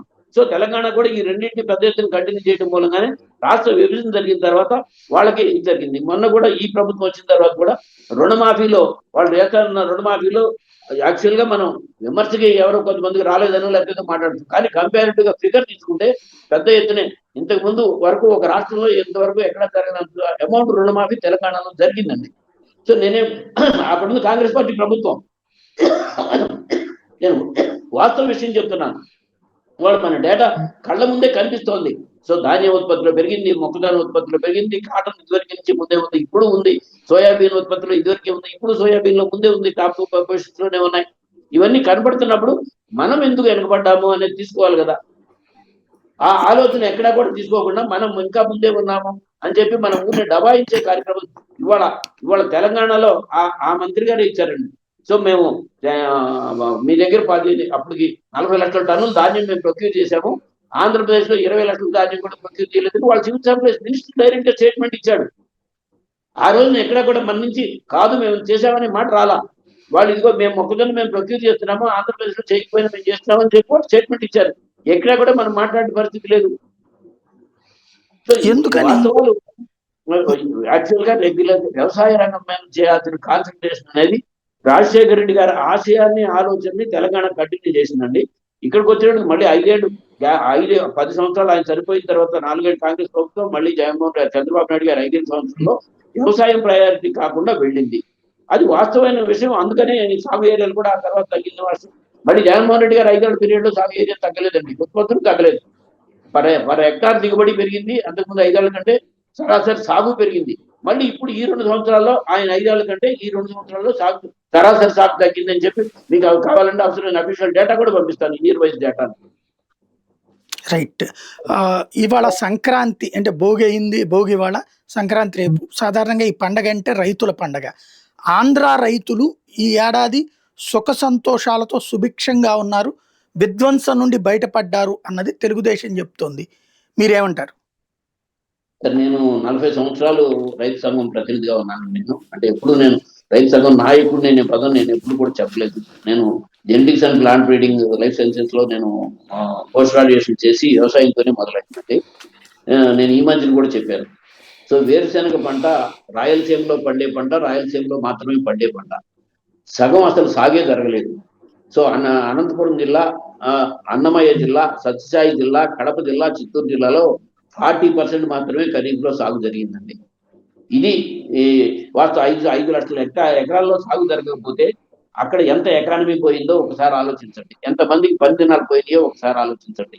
ఆ తర్వాత ప్రతి రెండో ప్రధానమైన పంటలో 50% ప్రతి కర్నూలు జిల్లాలోనూ సాగు జరుగుతుందండి. ఉత్పత్తి 13-14 క్వింటాల నుంచి 4-5 క్వింటాలు పడిపోయి 8,110 రూపాయలు ధర ఉంటే 6,000కి 5,000కి 6,000కి 7,000కి అమ్ముకుంటే అక్కడ ఎంత సంపద కోల్పోయారో ఒకసారి ఆలోచించండి. ఆ తర్వాత అరటి. సో రూపాయిన్నరకి అమ్ముకున్న G9 అరటి అనంతపురం, కడప రెండే టాప్ ప్రయారిటీ అండి. G9 పండేది. ఏదో కర్నూలు మహానందిలో పడుతుంది, మహానందిలో పడేది సుగాలు వెరైటీ, అది వేరే వెరైటీ పడుతుంది. G9 వచ్చిన తర్వాతే ఎగుమతులు వచ్చినాయి. ఢిల్లీ అజార్పూర్ మార్కెట్ లో కానీ ఈ విదేశాలకు ఎగుమతి కూడా G9 వెరైటీ అది ఎక్కువ రోజులు నిల్వ ఉంటుందండి. దాని పరిస్థితి మనం అదే పరిస్థితి చూసాం. వాళ్ళ తర్వాత చిని 6 రూపాయల నుంచి 10 రూపాయలు పడిపోయింది. ఈ పరిస్థితిలోనే ఉల్లి 50 సంవత్సరాల్లో లేనంత సంక్షోభం, 50 సంవత్సరాల్లో 4 సంవత్సరాల సంక్షోభం వచ్చిందంటే పెద్దలు చెప్తున్నారు. ఆ 4 సంవత్సరాల్లో కూడా హైయెస్ట్ సంక్షోభం ఈ సంవత్సరమే వచ్చింది. సో వాడు కేజీ 12 రూపాయలు కొంటామన్నారు, కొద్దిగా కొని ఆగిపోయారు. తర్వాత హెక్టార్కి 50,000 ఇస్తారన్నారు. సో వాళ్ళ డేటాలో చెప్తున్నాను. ఈ క్రాప్ లో 1,00,000 ఎకరాల్లో వరి సాగు జరిగిందండి. వాళ్ళు ఇచ్చినదేమో 64,167 ఎకరానికి 27,000 కంటే ఇచ్చారు. కడప జిల్లాలో 20,000 ఎకరాల్లో సాగు జరిగితే 14,000 ఎకరాలకు ఇచ్చారు. నంద్యాల జిల్లాలో 14,000 ఎకరాల్లో సాగు జరిగితే 1 ఎకరానికి కూడా ఇవ్వాల. వాళ్ళు చెప్పింది ఏంటంటే కేజీ 12 రూపాయలు కొన్న వాళ్ళకి మేము ఇవ్వలేదు అన్నారు. వాళ్ళు కొనది క్యాలిక్యులేషన్ తీసుకుంటే కూడా 2,000 ఎకరాల్లో 3,000 ఎకరాల్లోనూ ఉత్పత్తి వస్తుంది. అంటే 1,00,000 ఎకరాల్లో 3,000 ఎకరాలు పోతే 97,000 ఎకరాలు వస్తే 64,177 ఎకరాలకి ఇచ్చారు. అది కూడా ఎకరానికి ₹1,00,000 పెట్టుబడి అవుతుంది. మేము సుమారుగా 10 నుంచో 15,000 వచ్చినాయి. కొంతమంది అసలు పొలాల్లోనే వదిలేశారు, అరటి వదిలేశారు. ఈ పరిస్థితిలో 20,000 మాకు అసలు ఏం వాళ్ళకి కాదు అని రైతులు చెప్పారు. సరే, అయినా ఆ 20,000లో కూడా ఇంతమందికి తగ్గిపోయింది. ఈ మోంతా తుఫాన్ తర్వాత ధాన్యం పండే మోంతా తుఫాన్ వరకు ధాన్యం ప్రాంతాలు బాగానే ఉన్నాయి. బాపట్ల నుంచి శ్రీకాకుళం దాకా మొత్తం మోంతా తుఫాన్ మూలంగా ప్రాబ్లం అంతా అక్కడే వచ్చింది. ఆ ప్రాబ్లంతోనే మొత్తం దిగుబడి పడిపోయింది. హార్వెస్టింగ్ ఖర్చు మిషన్ అన్ని పత్రికల్లోనూ వచ్చినాయి, మీరు కూడా చూసే ఉంటారు. సో మిషన్ ఖర్చు గంటన్నర 5 గంటలు పెరిగింది, 10,000 ఎకరానికి ఖర్చు పెరిగిందని చెప్పి. అట్లాగే అమ్మకంలో 1,400 1,450కే ధాన్యం అమ్ముకున్నారని అనుకూల పత్రికలోనే వచ్చింది. వాళ్ళు పడిన నష్టం. కూరగాయలు మొత్తం దెబ్బతినిపోయి మోంతా తుఫాన్ తర్వాత కూరగాయలు 50 రూపాయలు 60 రూపాయలు 100 రూపాయలకి వెళ్ళిపోయింది అని ఆర్టికల్ కూడా వచ్చినాయండి. ఎందుకు వెళ్ళిపోయినాయి? మోంతా తుఫాన్తో కూరగాయలు మొత్తం దెబ్బతిన్న పరిస్థితి. సో మొత్తం అన్ని పంటలు కూడా ఈ సంవత్సరం గత సంక్రాంతి నుంచి జనవరి నుంచి ఇప్పుడు దాకా అన్ని పంటల పరిస్థితి. సో ఇంకా బియ్యంలో సోనా మసూరి సన్న బియ్యం అండి, నిరుడు నంద్యాలలోనే 1,350 అమ్ముతున్నాం అని చెప్పి రోడ్డు ఎక్కి ధర్నాలు చేశారు. ఈ సంవత్సరం కూడా సన్న బియ్యాన్ని కూడా 1,450 నుంచి కొనలేదని, అమ్మకట్ట ఏరియాలో కూడా కొనలేదని వార్తలే వచ్చినాయి. ఇవన్నీ వాళ్ళకి అనుకూలమైన పత్రికలోనే వస్తే ఈ సంవత్సరం తీవ్ర సంక్షోభం రైతాంగం ఎదుర్కొంటే వాళ్ళు ఉచిత ఇన్సూరెన్స్ రద్దు చేశారు రైతుకి వెళ్ళే దగ్గర. ఇంతవరకు ఇన్పుట్ సబ్సిడీ ఇవ్వలేదు, ఇంతవరకు 0 వడ్డీ రాయితీ ఇవ్వలేదు. ఇంతవరకు వాళ్ళు చేస్తున్న కార్యక్రమాల దగ్గరకేమో ఏమాత్రం కొంత రైతులకి వెళ్ళాల్సిన దగ్గర లేకుండా ఆత్మహత్యలు చేసుకున్న రైతులకండి. సో ఎప్పుడు కూడా రాజశేఖర రెడ్డి గారు ఎక్కగానే చంద్రబాబు నాయుడు గారి పీరియడ్ లో ఆత్మహత్య చేసుకున్న వాళ్ళకి కూడా మనుషులు ట్రస్ట్ గారికి ఇచ్చారు. జగన్మోహన్ రెడ్డి గారు ఎక్కిన తర్వాత కూడా జీవో నెంబర్ 43 విడుదల చేసి చంద్రబాబు నాయుడు గారి పీరియడ్ లో సూసైడ్ చేసుకున్న వాళ్ళని ఎఫ్ఐఆర్ వెరిఫై చేయించి 473 మందికి ఈ 5 లక్షల కాడికి పరిహారం ఇచ్చారు. ఆయన పీరియడ్ లో 2019 నుంచి 24 దాకానేమో 1320 మందికి ఆ 7 లక్షల కాడికి పరిహారం ఇచ్చారు. ఇప్పుడు అదే జీవాన్ని పెంచకుండా అదే 7 లక్షల జీవాన్ని ఇస్తామని చెప్పి ఇచ్చారు. ఇంతవరకు ఒక్కరికి పరిహారం ఇవ్వలేదు. 300 మంది పైగా ఆత్మహత్యలు జరిగినట్టుగా అన్ని వారంలో ప్రతి 2 వార్తలు పత్రికల్లో వస్తున్నాయి. ఈ ప్రతి రైతులు లేకపోతే మిర్చి రైతులు అట్లాగే పొగాకు రైతులు సూసైడ్ అని చెప్పి బీబీసీ తెలుగు న్యూస్ లో స్టోరీ బోర్డ్ లో విత్ డీటెయిల్స్ తో వచ్చిందండి. అంటే 29 మంది రైతులు ఒక పల్నాడులో చనిపోయారని. ఎవరికన్నా ఒక్కళ్ళకి ఇచ్చిన పరిస్థితి లేదు. ఇంతవరకు అఫీషియల్ గా ఇంతమంది చనిపోయారని అనౌన్స్ చేయలేదు. సో ఈ పరిస్థితిలో ఈ రాష్ట్రంలో వ్యవసాయం బ్రహ్మాండంగా ఉంది అని మాట్లాడినప్పుడు సరే వాళ్ళ విజ్ఞతకే నేను ఆ మాటలు వదిలేస్తున్నాను. ఈ పంటలు ప్రతి పంట కూడా సంక్షోభం, ప్రతి ప్రాంతంలోనూ సంక్షోభం. ఉల్లి ఒకే ప్రాంతంలో పండే పంట, ఒకే రైతులు పండించే పంట, ఒకే మార్కెట్కి వెళ్ళే పంట, అక్కడ ఒక జిల్లాను వదిలేసేసారు. అట్లాగే మీ డేటా ప్రకారం సాగుదానికంటే మీరు ఇస్తారని కూడా ఇవ్వలేదు. మామిడి కంపెనీలు 8 రూపాయలు ఇస్తాయన్నారు, కంపెనీలు 8 రూపాయలు ఇవ్వలేదని ఇప్పుడు కూడా రోడ్డు ఎక్కుతున్నారు. సో ఆ చెప్పిన కూడా 4 నెలలకి ఇచ్చిన పరిస్థితి. సో ఇవన్నీ వాస్తవమైన పరిస్థితులు ఇట్లా ఉంటే రైతుల్లో ఏమి ఒక పార్టీ రైతాంగమే ఉండరు కదా, సాధ్యపడే అర్థం కూడా కాదు కదా. సో ఇప్పుడు నేను చెప్పిన మండల ప్రాంతాలు అన్నింటిలోనూ కూడా తెలుగుదేశం పార్టీ శాసనసభ్యులే కదా గెలిచిందంటాను. వాళ్ళ గ్రౌండ్ రియాలిటీకి వెళ్ళి నేను వస్తున్నా మీకోసం వెళ్ళినప్పుడు కూడా ఎందుకే చెప్పాను, మీరు అరటి రైతు ఇంటికి వెళ్ళి మీరు బ్రహ్మాండంగా ఉన్నారు కదా అని అడగండి. అట్లాగే ఉల్లి రైతుకి వెళ్ళి మీరు బ్రహ్మాండంగా ఉన్నారు కదా అని అడగండి. అలాగే ప్రతి రైతు ఇంటికి వెళ్ళి మీరు బ్రహ్మాండంగా ఉన్నారు కదా మా పాలన అని అడగండి. వేరుశనగ రైతు ఇంటికి వెళ్ళి అడగమంటే మీరు వాళ్ళు చెప్పే సమాధానం బట్టి తీసుకోండి అనే చెప్పాము. మేము ఎప్పుడు కేవలం విమర్శనాత్మకమే కాదు, నిర్మాణాత్మక ప్రతిపక్షంగా ఎప్పటికప్పుడు ఈ పరిస్థితులు లేవనెత్తుతున్నాం. యూరియా సంక్షోభం, ఇంతటి సంక్షోభం ఇదివరకు వస్తుంటది. 2 రోజులు 3 రోజులు ఎప్పుడైనా షార్టేజ్ వచ్చేది. ఇంతటి సంక్షోభం చూసినప్పుడు కూడా యూరియా మీద రైతుల మీద కేసు పెడతామన్న పరిస్థితి మనం ఎక్కడా కూడా చూడలేదు. ఇప్పుడు కూడా నిన్న మళ్ళీ ఎన్టీఆర్ జిల్లాలో యూరియా కోసం రైతులంతా మున్సిపల్ సొసైటీ ఏదో దగ్గర ఉన్నది, నిన్న పత్రికలో ఉందండి. ఇవి సంక్షోభ పరిస్థితులు వాస్తవంగా ఫీల్డ్ లెవెల్ ఇట్లా ఉంటే వాస్తవానికి దూరంగా మాట్లాడుకుంటే ఏం ఉపయోగం ఉండదు అనేది నేను ప్రభుత్వానికి విజ్ఞప్తి చేస్తున్నాను. ఫైనల్ గా ఒక్కటి చెప్పండి, సాగునీటి ప్రాజెక్టుల విషయంలో జగన్మోహన్ రెడ్డి 5 ఏళ్ళు సర్వనాశనం చేస్తే చంద్రబాబు నాయుడు గతంలో అద్భుతంగా ప్లాన్ చేశారు. 14-19లో దాన్ని జగన్ చెడగొట్టాడు. రాయలసీమకి అసలు పులిబిడ్డ రాయలసీమ బిడ్డ అని చెప్పుకోవడం కాదు, దాన్ని నాశనం చేస్తే దాన్ని గాడిన పెడుతున్నది చంద్రబాబు అయితే రోజు మేకపోతు గంభీర్య ప్రకటనలు చేస్తున్నాడు, తప్పుడు ప్రచారాలు చేస్తున్నాడు అన్నది ఓ ప్రధాన కథనాన్ని జ్యోతి ప్రొజెక్ట్ చేసింది. గత 2-3 రోజుల నుంచి కూడా రాయలసీమకి అన్యాయం చేసినోడు జగన్ అయితే కాపాడుతున్నవాడు చంద్రబాబు నాయుడు అన్నది ప్రొజెక్ట్ చేస్తున్నారు. ఇవాళ ఏదో తిరుపతి దగ్గర నుంచి తిరుపతికి కూడా నీళ్ళయ్యో తీసుకెళ్లే ప్రాజెక్టుకు కూడా ఆయన శ్రీకారం చుట్టారని చెప్తున్నారు. అది ఎంతవరకు వాస్తవం? సరే, ఒకసారి భారతదేశంలోనే గోదావరి, గంగా నదికి అత్యధికంగా వాటర్ వచ్చినప్పుడు కూడా కృష్ణా నదిలోనే అతి ఎక్కువ సాగునీరు, అతి ఎక్కువ తాగునీరు అందించే నది జీవనది కృష్ణానది. కృష్ణానది మీద సో బ్రిటిషర్స్ టైంలో ప్రకాశం బ్యారేజ్ దగ్గర బ్యారేజ్ జరిగింది, తుంగభద్ర మీద ఏమో సుంకేశ్వర బ్యారేజ్ నిర్మాణం జరిగిందండి.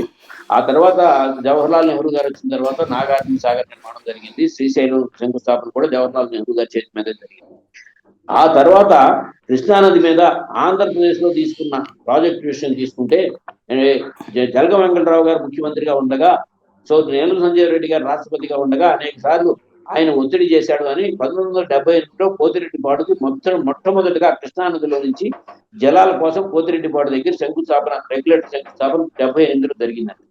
ఆ తర్వాత ఎన్టీ రామారావు గారు వచ్చిన తర్వాత తెలుగు గంగ తీసుకుని మద్రాసు డ్రింకింగ్ వాటర్ పేరుతో మళ్ళీ 11,000 క్యూసెక్లకి పోతిరెడ్డిపాడు దగ్గరికి ఒక రెగ్యులేటర్ తీసుకుని నిప్పుల వాగు ద్వారా తెలుగు గంగ ప్రాజెక్ట్ ని కొంతవరకు తీసుకెళ్లడం జరిగిందండి. ఇది ఎన్టీ రామారావు గారి టైంలోనే శ్రీరామకృష్ణయ్య గారని రిటైర్డ్ ఇంజనీర్ ఎస్సీగా రిటైర్ అయితే ఆయన ఓఎస్డీగా వేసి ఇరిగేషన్ ప్రాజెక్ట్ విషయంలో స్టడీ చేయమని ఒక రిపోర్ట్ తయారు చేయించారు. ఆయన ఓఎస్డీగా కూడా రిటైర్ అయిపోయింది కూడా మా గుడివాడ ఇరిగేషన్ గెస్ట్ హౌస్ లో మా దోసపాటు ఛానల్ సిస్టమ్ చేసిన తర్వాత గుడివాడలో రిటైర్ అయితే రిటైర్మెంట్ రోజున ఫార్మర్స్ ఆఫ్ జనార్దనపురం అని మా ఊరు నుంచే ఒక రాధాకృష్ణ విగ్రహం కూడా ఇచ్చాం. ఆయన షోకేస్ లో ఆ విగ్రహం ఎప్పుడు పెట్టుకుని ఇచ్చారు. ఆయన హందిరి నీవా సుజా సవద్ది, గాలేరు నగరి సుజా సవద్ది ఎన్టీ రామారావు గారు పెట్టిన పేర్లేనండి. కానీ ఎన్టీ రామారావు గారి టైంలో ఏ మాత్రం కూడా ముందుకెళ్ళా. తెలుగు గంగ ప్రాజెక్టు కొంతవరకు జరిగింది. కానీ గత 5 ఏళ్ళ తర్వాత చంద్రబాబు నాయుడు గారు ఆయన దిగిపోయిన తర్వాత 89, 94 కాంగ్రెస్ ప్రభుత్వంలో కూడా ఎక్కడా కూడా ఇరిగేషన్ ప్రాజెక్ట్స్ ఎక్కడా కూడా ఒక్క అడుగు కూడా ముందుకెళ్ళలేదండి. మళ్ళీ ఆయన 94లో ముఖ్యమంత్రి అయినప్పుడు డైరెక్ట్ గా ఆయనతో ముఖాముఖి నాగేంద్రనాథ్ గారు, నేను, సీతాదేవి గారు ఎదుర్కొన్న 3వ రోజున కూర్చుంటే పులిచింతల ప్రాజెక్ట్ మీద మళ్ళీ డిస్కషన్ జరిగింది. డెఫినెట్ గా పులిచింతలు మనం టేకప్ చేస్తున్నాం అన్నారు. ముందు 88లో శంకుస్థాపన చేసింది ఎన్టీ రామారావు గారు, మళ్ళీ టేకప్ చేస్తున్నారు. 98లో ఆయన దిగిపోయారు. 95 నుంచి 2004 దాకా అందరి నీవాని ఇరిగేషన్ ప్రాజెక్ట్ ని 5 టీఎంసీల డ్రింకింగ్ వాటర్ ప్రాజెక్ట్ తీసుకొచ్చి 2 సార్లు శంకుస్థాపన చేశారు చంద్రబాబు నాయుడు గారు. ఎక్కడ కూడా ముందుకెళ్ళాలి, అసలు పని టేకప్ చేయాల. వెలిగొండ మళ్ళీ 2 సార్లు శంకుస్థాపన చేశారు, ఎక్కడ కూడా ముందుకెళ్ళాల. తెలుగుగంగ నుంచి ఆయన నీళ్ళు ఇవ్వాల. మళ్ళీ బ్రహ్మసాగర్ రిజర్వాయర్కి రాజశేఖర రెడ్డి గారు ముఖ్యమంత్రి అయిన తర్వాత మాత్రమే తెలుగుగంగ ద్వారా బ్రహ్మసాగర్కి నీళ్లు ఇవ్వటం జరిగింది. అట్లాగే పోతిరెడ్డిపాడుని 44,000 క్యూసెక్కులు చేయాలని రాజశేఖర రెడ్డి గారు తన జీవితంలో మొట్టమొదటి చేసిన పాదయాత్ర లేపాడ్సి నుంచి పోతిరెడ్డిపాడు దాకా. ఆయన ముఖ్యమంత్రి కాగానే చెప్పాడు, డెల్టా ప్రాంతానికి వెళ్తే నేను ఆ కాలంలో ఆ నీళ్లు చూసి కరువు ప్రాంతాలకి నీళ్లు నేను ఎప్పుడు ఇస్తానని చెప్పి నాకు మనసులో ఆశయం కలిగింది. చెన్నారెడ్డి గారు ముఖ్యమంత్రిగా ఉండగా నేను వెళ్ళి రాయలసీమకి నీళ్లు ఇవ్వమంటే దోషిడి పట్టు పోస్తానని ఎగతాళిగా మాట్లాడారు. అక్కడి నుంచే నాకు ఇది పాత్ర బలమైందని చెప్పి రాయలసీమలో రాజశేఖర రెడ్డి గారు తీసుకున్న ప్రాజెక్టులు అన్ని కూడా జలయజ్ఞం పేరుతో తీసుకున్న ప్రాజెక్టులు అన్ని కనపడుతున్నాయి. సార్ ఇంకోటి కూడా, జలయజ్ఞంలో ఆయన మొట్టమొదటి చేపట్టిన ప్రాజెక్టు పులిచింతల ప్రాజెక్ట్, కృష్ణా డెల్టాకు సంబంధించిన ప్రాజెక్ట్. మొట్టమొదటి పూర్తి చేసిన ప్రాజెక్ట్ నిజామాబాద్ జిల్లా ఆలీసాగర్ లిఫ్ట్ ఇరిగేషన్ ప్రాజెక్ట్. ఒక రాయలసీమని తీసుకోవాలా, వాళ్ళ పోలవరం వచ్చిందంటే అది రాజశేఖర రెడ్డి గారి పుణ్యం. ఈ రోజు పోతిరెడ్డిపాడు నుంచి బనకచెర్ల దాకా నీళ్లు వెళ్తున్నాయంటే అది రాజశేఖర రెడ్డి గారి పుణ్యం. బనకచెర్ల నుంచి మరలా వాళ్ళ దాలేరు నగర్ నుంచి గండికోట, గోలకర్ల నుంచి అవుకు నుంచి గండికోట నుంచి మైలవరం, చలవరాయ సాగర్, ఈ రిజర్వాయర్లు అన్నిటికీ నీళ్లతో మళ్ళీ తిరిగి మైలవరం నుంచి మళ్ళీ కుందులోకి పెనాలోకి వచ్చి ఇవాళ సోమశిల కండలేరు నీళ్ళు వెళ్తున్నాయంటే ఇవాళ ఇదంతా కూడా రాజశేఖర రెడ్డి గారి పుణ్యం. సో దాన్ని వదిలిపెట్టి 5 ఏళ్ళు చంద్రబాబు నాయుడు గారి పీరియడ్ లో ఎంత జరిగింది అనేది 2024 ఆయన ముఖ్యమంత్రి కాగానే irrigation and command area development నుంచి జలయజ్ఞంలో ఏం జరిగిందని ఒక బుక్లెట్ ప్రింట్ చేశారండి. ఆయన ముఖ్యమంత్రి కాగానే, అప్పటికే చంద్రబాబు నాయుడు గారు 2014లో మన ముఖ్యమంత్రి కాగానే, ఆయన పీరియడ్ ఏం లేదు కదా. అప్పుడు ఈ జలయజ్ఞంలో ఏ ప్రాజెక్టులో రాయలసీమకి ఎంత జరిగింది, కోస్తాంధ్ర ప్రాజెక్ట్ వైడ్ ఎంత జరిగింది కూడా ఇచ్చారు. ఆ తర్వాత ఆ ప్రాజెక్టులన్నీ కూడా ఆగిన ప్రాజెక్ట్ అన్ని పూర్తయింది. ఇవాళ 44,000 క్యూసెక్కులకి నేను 2018లో మాట్లాడిన వీడియో మీకు మీడియాలో కూడా పెట్టాను. 18లో బనకచెర్ల రెగ్యులేటర్ దగ్గరికి వెళ్ళి మాట్లాడాను నేను. ఆ రోజు 2018లో బనకచెర్ల రెగ్యులేటర్ దగ్గరికి కూడా 44,000 క్యూసెక్కులకి అవ్వలేదు హటిల్స్ అన్ని. అవన్నీ తర్వాత వాళ్ళు వస్తున్నాయంటే తర్వాత చేసింది ఎవరు? వాళ్ళు అట్లాగే హంద్రీ నివా విషయంలో 10+2 12 పంపులు అంటే హంద్రీ నివా అంటే ఒక్కొక్క పంపు 350 క్యూసెక్లు అంటే 3,500 క్యూసెక్లు డిజైన్ కెపాసిటీ. కానీ 2,000 క్యూసెక్లే జగన్మోహన్ రెడ్డి గారు ఎక్కినప్పుడు కూడా వెళ్తున్నాయి. దాన్ని 8,000 చేస్తారని దాన్ని బాటిల్ నెక్స్ అన్ని తీసేసుకుంటూ వెళ్తే ఇప్పుడు మొన్న మంత్రాలయం నుంచి ఒక అలా ఎమ్మెల్యే గారు మాట్లాడాడు. ఆయన పీరియడ్ 2,000 వెళ్ళి మా పీరియడ్ ఇప్పుడు మొన్న 3,500 వేసాం. అంటే ఆయన ఎక్కినప్పుడు సీజన్ లేదు కదా, వర్కింగ్ సీజన్. ఒక వర్కింగ్ సీజన్ లోనే 4,000 వెళ్ళేటట్టు చేశారా? వాళ్ళు ఏమైనా అనౌన్స్ చేశారా? లేదు. ఇవన్నీ జగన్మోహన్ రెడ్డి గారి టైంలో జరిగిన వాటిని తీసుకొచ్చి, అట్లాగే బుచ్చుమర్రి లిఫ్ట్ ఇరిగేషన్ దగ్గర చంద్రబాబు నాయుడు గారు దాన్ని ఓపెనింగ్కి వెళ్ళాడు. అప్పుడు నందికొట్కూరు ఎమ్మెల్యే గారు అజయ్ గారు ఇది ఎవరు ఓపెన్ చేసినా సరే ఇది స్టార్ట్ చేసి పనిచేసిన రాజశేఖర రెడ్డి గారు అంటే ఆయన చేతిలో బైక్ లాక్కున్నారు. అట్లాగే పైడిపాలెం లిఫ్ట్ ఇరిగేషన్ దగ్గర అది గండి. సో అవినాష్ రెడ్డి గారు ఎంపీగా వెళ్ళి ఆయన ఇది ఎవరు చేసినా రాజశేఖర రెడ్డి గారు పూర్తయింది, ఇది కంప్లీట్ గా ట్రాన్స్మిషన్ సహా అప్పుడే పూర్తయిందంటే ఆయన చేతిలో చెప్పుకున్నారు. ఇవన్నీ వాస్తవ విషయాలు అయితే వీటిని వదిలిపెట్టి వాడు మాట్లాడుతుంటే ఒక్క విషయం మీరు ఇప్పుడు జరుగుతున్న దాంట్లో చెప్తానండి. ఇవాళ రాయలసీమ నుంచి ఈ రోజు వాళ్ళ మొత్తం గోరకల్ రిజర్వాయర్ నిండుతుందంటే, అవుకు రిజర్వాయర్ నిండుతుందంటే, గండికోట నిండుతుందండి, ఈ రిజర్వాయర్లు అన్నీ నిండుతున్నాయంటే ఇవన్నీ రాజశేఖర రెడ్డి గారి పుణ్యం. వెలుగోడు ప్రకాశం జిల్లాకి వెలుగొండ ప్రాజెక్ట్. సో రాజశేఖర రెడ్డి గారి పీరియడ్ ఎంత జరిగింది, చంద్రబాబు నాయుడు గారి పీరియడ్ 5 ఏళ్ళు ఎంత జరిగింది, తర్వాత ఎంత జరిగిందో డేటా వాళ్ళ దగ్గర ఉంది కదా. ఏ మైలేజ్ నుంచి ఏ మైలేజ్ దాకా తగ్గిందో చెప్తే తెలిసిపోతాయి. అలాగే ఇప్పుడు ముచ్చుమర్రి నుంచి ఇక్కడ 2 ప్రధాన అంశాలండి. ఇవాళ అంటే రాయలసీమ లిఫ్ట్ విషయంలో ఇది పనికిరాని ప్రాజెక్టు, దీన్ని అని చెప్పి మాట్లాడుతున్నారు. ఒక పక్క మాట్లాడుతూనే ఆయన మంత్రాలయం ఎమ్మెల్యే గారు మా ప్రభుత్వం వచ్చిన తర్వాత 130 కోట్లు జీవోతో సహా చెప్పి మేము ఈ రాయలసీమ లిఫ్ట్కి ఇచ్చామని చెప్పారు. అట్లాగే ఫైనాన్స్ మినిస్టర్ గా ఉన్న వైయావుల కేసీఆర్ గారు 190 కోట్లు ఇచ్చారు అని చెప్పారని నిన్న విశ్వేశ్వరరెడ్డి గారు చెప్పాడు. మరి పనికిరాని ప్రాజెక్ట్ అయితే 130 కోట్లు 190 కోట్లు మీరు ఎందుకు ఇచ్చారు? అసెంబ్లీలో, తెలంగాణ అసెంబ్లీలో రేవంత్ రెడ్డి గారు ప్రకటించిన తర్వాత మాత్రమే పనికిరాని ప్రాజెక్ట్ అని మాట్లాడుతున్నారు. ఇంకొకటి కూడా ప్రధానమైన అంశం మంత్రాలయం ఎమ్మెల్యే గారు మాట్లాడాడు. ఇది ఓన్లీ అసలు కర్నూలు జిల్లాకిను అనంతపురం జిల్లాకి అసలు ఇది ఏమి ఉపయోగం లేదు, ఎందుకు వీళ్ళు వెళ్తున్నారు మాట్లాడు. సార్ ఇక్కడ చాలా క్లియర్ గా చెప్తున్నాను. ముచ్చుమర్రి లిఫ్ట్ అనేది అంటే 835 అడుగుల వరకే హద్రి నీవా పనిచేస్తుంది.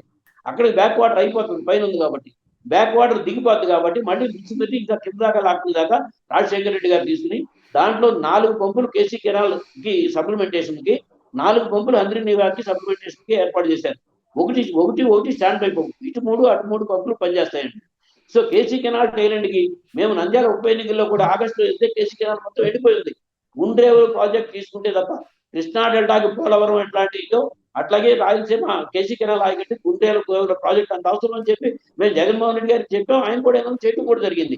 ఇప్పుడు ఈ రాయలసీమ లిఫ్ట్ ఇరిగేషన్ కన్నా ఇది పనిచేస్తే ఇప్పుడు ముచ్చుమిరిలో ఉన్న కేసీ కెనాల్కి వెళ్ళే 3 లిఫ్ట్లను కూడా అందరి నివాకే డైవర్ట్ చేసుకోవచ్చండి. ఆ 3 ఈ 3 6 లిఫ్ట్ని కూడా అందరి నివాకి డైవర్ట్ చేసుకుంటే అందరి నివా నుంచి కర్నూలుకి వెళ్ళి కర్నూలు నుంచి అనంతపురానికి వెళ్తాయి. కర్నూలు జిల్లాలో అందరి నివా నుంచి వెళ్ళే నీళ్లతో రిజర్వాయర్ నింపింది జగన్మోహన్ రెడ్డి గారు. కావాలంటే వాళ్ళు చూసుకోమనండి. అది వరకు కర్నూలు జిల్లాకి ఎటువంటి సంబంధం లేదు. అలాగే 650 కిలోమీటర్ల లెంగ్త్ అందరి నివా కెనాల్. మీరు నాగార్జున సాగర్ రైట్ కెనాల్ 350 కిలోమీటర్లు హైయెస్ట్ గ్రావిటేషన్ కెనాల్ అది. ఇక్కడ 550 అడుగుల్లో బయలుదేరి 300 అడుగులు వెళ్ళి కాలువే ప్రకాశం జిల్లాకి సరిగ్గా నీళ్ళలో 650 కిలోమీటర్లు ఎడవని గండికోట నుంచి మళ్ళా ఒక స్పెషల్ లిఫ్ట్ ని ప్రపోజ్ చేసి అది హంద్రి నివాకి టైలెండ్ కి తీసుకుంది జగన్మోహన్ రెడ్డి గారు. అట్లాగే 2018లో నేను కుప్పం నియోజకవర్గానికి వెళ్ళి చూస్తే అసలు ఆ కాలువకి ల్యాండ్ ఎక్విజిషన్ కూడా పూర్తి కాల. అప్పుడు చంద్రబాబు గారు సమన్వయంగా ఆయన నేను మొత్తం వెళ్ళి వచ్చి జగన్మోహన్ రెడ్డి గారికి కూడా పాదయాత్రలు చెప్పాను. అయిపోయిన తర్వాత ఇదిగో ఇది చెట్టుపట్లు అంటే తర్వాత ఆ ల్యాండ్ ఎక్విజిషన్ పూర్తి చేసి మొత్తం జగన్మోహన్ రెడ్డి గారి పీరియడ్ లోనే మార్చిలోనే 2024 మార్చిలోనే కుప్పానికి నీళ్లు తీసుకెళ్ళి కాలువ వెళ్ళిన పరిస్థితి కనబడుతుంది. దాంట్లో ఇంకా కొత్తగా మీరు చేసిన అదే కాలంలో మళ్ళీ ఇప్పుడు వెళ్ళింది. కుప్పానికి నీళ్లు తీసుకెళ్లాలంటే పైనుంచి అన్ని ఆపరేషన్ తీసుకెళ్లాల్సిన పరిస్థితి వస్తుందని గండికోట నుంచి మళ్ళీ హంద్రి నివాకి టైలెండ్కి ప్రపోజ్ చేస్తే వెళ్తాయని చెప్పి తీసుకున్నది. మనమే చూస్తున్నాం. టైలెండ్ కృష్ణా డెల్టాలోనే వాటర్ నిండా నదిలోంచి నీళ్లు సముద్రంలోకి వెళ్తుంటే డ్రై స్పెల్ వస్తే దిగువ మండలాలకు నీళ్ళు వెళ్ళాం. సో ఇటువంటి పరిస్థితిలో మళ్ళీ టైలెండ్ సప్లిమెంటేషన్ కోసం తీసుకుంది. రాయలసీమలో ఏ ప్రాజెక్ట్ తీసుకున్నా సరే ఇరిగేషన్ ప్రాజెక్ట్ తీసుకుంది రాజశేఖర రెడ్డి గారు.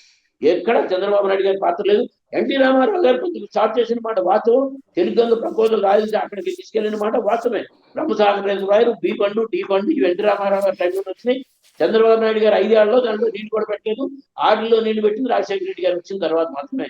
ఇప్పుడు కూడా మళ్ళీ 44,000 క్యూసెక్లు మనచర్ల రెగ్యులేటర్ దాకా వెళ్తుంది. ఇదంతా కూడా తర్వాత మళ్ళీ జగన్మోహన్ రెడ్డి గారు వచ్చిన తర్వాత మాత్రం ఇప్పటికి 44,000 క్యూసెక్లు వెళ్ళటం లేదండి.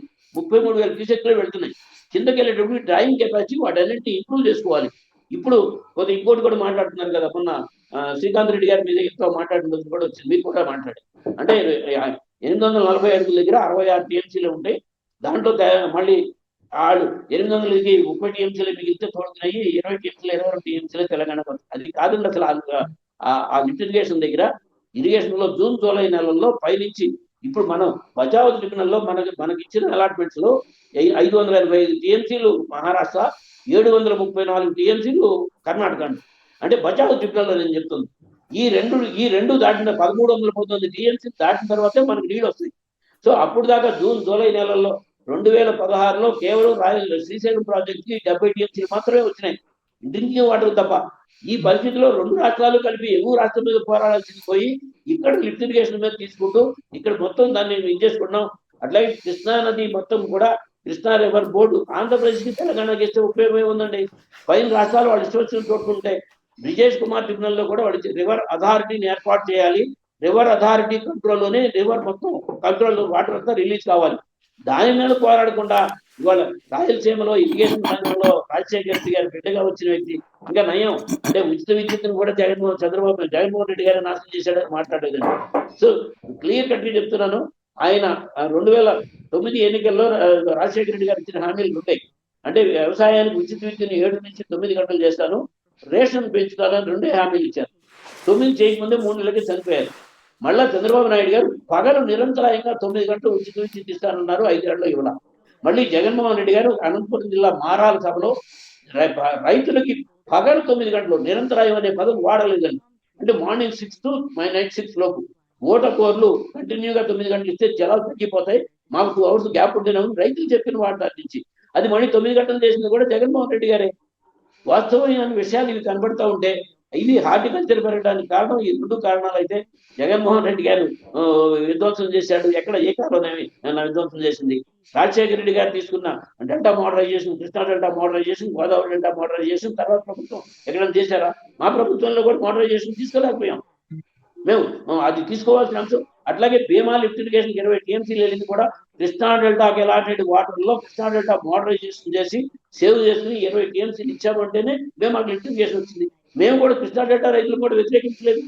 రాష్ట్రంలోని రైతులంతా కూడా మాకు ప్రథమ వినియోగ హక్కు మీకు గుర్తుండే ఉంటుంది 2023లో ప్రకాశం బ్యారేజ్ మీద అతి పెద్ద జరిగిన ధర్నా అప్పటి నుంచి ఇప్పటికీ రైతుల ధర్నా, దానికి కన్వీనర్ గా బుద్ధప్రసాద్ గారు డెల్టా పరిరక్షణ సమితి పేరుతో. అప్పుడు మేము నాగేంద్రనాథ్ గారు మేము తెలుగుదేశం నుండి కూడా మేము రైతు సమస్య మీద కలిసి పోరాటం చేశాం. సో డ్రింకింగ్ వాటర్ సిస్టమ్ దగ్గర ప్రథమ వినియోగ హక్కు కాపాడాలి. ఏ ట్రిబ్యునల్ అయినా సరే దాన్ని కాపాడుతూ వాళ్ళకి నికర జలాల కేటాయింపులు అందరికీ సమానంగా అందాలి. ఇవాళ తెలంగాణ తోడేసుకుని ఆంధ్రప్రదేశ్ మొత్తం రాయలసీమ మొత్తం ఇదైపోతే ఎట్లా అనే పరిస్థితుల్లోనే వచ్చింది. 2016లో మేము కర్నూలులో కూడా ఆయన మంత్రుల ఎమ్మెల్యే గారు చెప్పాడు. అంటే కాళేశ్వరం ప్రాజెక్టు గురించి ధర్నా చేశాడు. మళ్ళీ కాళేశ్వరం గోపురంకి వెళ్ళాడు. కాళేశ్వరం గోదావరి మీద అండి, కృష్ణా నది మీద కాదు. అసలు కృష్ణా గోదావరి మీద అసలు ఎక్కడ పెద్ద ఉద్యమం లేదు. ఇంకా కావాల్సిన వాటర్ ఉంది. పోలవరం నిర్మాణం కోసమే తప్ప చేసింది కూడా ఆ రోజు కూడా పాలమూరు రంగారెడ్డి గురించే మేము చేసింది తెచ్చా. కర్నూలులో పాలమూరు రంగారెడ్డి మూలంగా హైయెస్ట్ కెపాసిటీ లిఫ్ట్ ఇరిగేషన్ చేసుకున్నారు. 840 లోపు పడిపోతే ఇమీడియట్ గానే రాయలసీమ మొత్తం రాయలసీమ వెలుగొండ ప్రాజెక్ట్ అన్ని దెబ్బతింటాయి, అందరి ఆగిపోతుంది, అన్ని అయిపోతాయని మేము చేసిన కార్యక్రమం. వాస్తవాలని ఏ మాత్రం కూడా అంటే వాస్తవాలు తెలుసుకోకుండా మాట్లాడుతున్నారా లేకపోతే తెలిసి కూడా నిద్ర నడుస్తూ మాట్లాడుతున్నారో అర్థం కాని పరిస్థితి. ఇప్పటికీ కూడా ఆంధ్రప్రదేశ్ లో ఉమ్మడి ఆంధ్రప్రదేశ్ లోనే నేను చెప్తుంది, సాగునీటి రంగం మీద ప్రయారిటీ ఇచ్చింది ఏమన్నా ఉంటే అది రాజశేఖర రెడ్డి గారు. అట్లాగే ఎన్టీ రామారావు పెళ్లి వచ్చేసింది నేనే చెప్పాను. వ్యవసాయానికి ఉచిత విషయంలో కూడా హార్స్ పవర్కి 50 రూపాయలు ఫస్ట్ ఇచ్చింది ఎన్టీ రామారావు గారు. దాన్ని మళ్ళీ 350 నుంచి 550 పెంచింది చంద్రబాబు నాయుడు గారు. మళ్ళీ దాన్ని ఫ్రీ పవర్ చేసింది రాజశేఖర రెడ్డి గారు. సో కనపడుతుంటే దేశంలోనే ఫ్రీ పవర్ ఇచ్చింది రాజశేఖర రెడ్డి గారు కూడా. 5 రాష్ట్రాల్లో ఆయన ఇచ్చిన ఫ్రీ పవర్ అమలు అవుతుంది. ఆయన విధ్వంసం చేశాడు అంటారు. ఇరిగేషన్ మీద రాజశేఖర రెడ్డి గారు ఆయన ఆలోచనతోనే మొదలైన జగన్మోహన్ రెడ్డి గారు వాటి అదే కార్యక్రమాలన్నీ వాళ్ళు 44,000 వస్తుందంటే కార్యక్రమం అందరి నీవా, మళ్ళీ ముచ్చుమేరి, వాళ్ళ బయటపాలెం మొత్తం అన్ని కూడా వాళ్ళ గోరకల్లు కింద కంప్లీట్ గా ల్యాండ్ ఎక్విజిషన్ డబ్బులు ఇచ్చింది జగన్మోహన్ రెడ్డి గారు.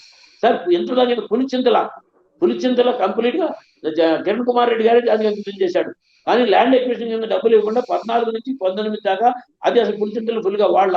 మళ్ళీ జగన్మోహన్ రెడ్డి గారు వచ్చిన మొట్టమొదటి 6 నెలలను ఆ డబ్బులు ఇచ్చి ఫుల్ కెపాసిటీ పులిచింతలని వాడటం జరిగింది. వాళ్ళ డెల్టాకి పట్టిసీమ నుంచి వచ్చేసిన పట్టిసీమ టోటల్ కెపాసిటీ 7,000 అండి. డెల్టాకి కావాల్సింది 12,000. సో పులిచింతల నుంచి సపోర్టు లేకపోతే కాలేరు, మునేరు, వైరా నుంచి రాకపోతే జరిగేది కాదు. సో మీరు చేసిన దాన్ని చేసామని చెప్పండి. అంతేగాని ఎక్కడి నుంచో దీని నుంచి రాయలసీమ అంతా నీళ్ళు ఇచ్చాము, రాయలసీమ తాగునీళ్ళు లేని సంవత్సరం నీళ్ళు ఇచ్చామని చెప్తున్నారు. ఇవన్నీ వాస్తవాలు కాదు. దీని మూలంగా ముచ్చుమెరిని, టోటల్ ముచ్చుమెరిని కొంతకాలం కర్నూలుకి అనంతపురానికి వాడుకోవచ్చు. అట్లాగే జూలై నెలలో ఇనీషియల్ నెలల్లో 860, 70, 80 దాటముందే నేను అక్కడ కర్నూలు పెట్టిందని చెప్పాను. లెవెల్స్ కూడా 854 అడుగుంటే 7,000 వెళ్తుంది, 70 ఉంటే ఎంత వెళ్తుంది, 80 ఉంటే ఎంత వెళ్తుంది పోతిరెడ్డిపాడు అనేది కూడా. సో ఫుల్ కెపాసిటీ మనం అందరం బాగుండాలి. అది డెల్టా రైతు అని కాదు, రాయలసీమ రైతు అని కాదు, తెలంగాణ రైతు అని కాదు. రైతు అనేవాళ్ళు ఎక్కడైనా ఒకటే. మనం అన్నదమ్ములుగా కలిసికట్టుగా చేసుకోవాలి. 2 రాష్ట్రాలు కలిసి ఎగువ రాష్ట్రాల మీద పోరాడకపోతే భవిష్యత్తులో డిమాండ్ పెరుగుతుంది. సార్ కృష్ణానది మీద మొట్టమొదటి లిఫ్ట్ ఇరిగేషన్ మహారాష్ట్రలో తెంపు లిఫ్ట్ ఇరిగేషన్ 4,000 కోట్లతో మహారాష్ట్ర జల నిగం పేరుతో 2004లో ఏర్పాటు చేశారు.